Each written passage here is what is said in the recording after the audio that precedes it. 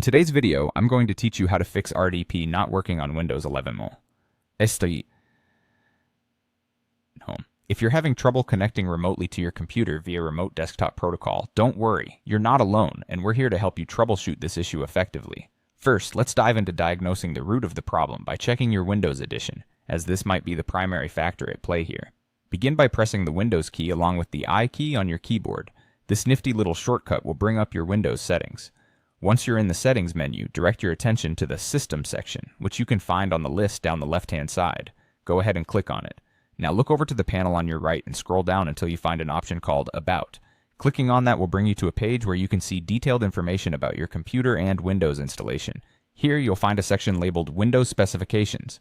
Under Edition, take a careful look at what it states. If you see Windows 11 and Home be this is likely the reason you're unable to utilize the RDP feature.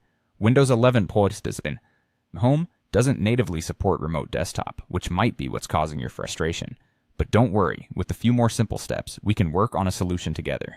The next step involves considering an upgrade to Windows 11 Pro, as this version supports RDP out of the box. To start this process, we need to go back to the Settings menu. Once again, access it by hitting Windows plus I. Navigate over to the System option, just like before, but this time scroll down and select Activation. In the Activation section, you'll notice an option that says, Upgrade your edition of Windows. Clicking on this will guide you through the process of upgrading your current Windows version. At this stage, you will have the choice between purchasing a Windows 11 Pro key or, if you already have one, entering it to authorize the upgrade. Once you've decided on the option that suits you, follow the prompts. All provided instructions are clear and easy to follow. Remember, during this step, you might want to ensure your files and work are saved, just in case a restart is required immediately. After your upgrade is completed, allow your computer to restart to apply all the necessary changes. Once your PC has rebooted, you should now be running on Windows 11 Pro, and, consequently, you should have access to remote desktop. This should effectively resolve the issue with RDP not functioning as expected on your machine. Remember, always make sure your Windows updates are current to prevent similar issues from arising in the future.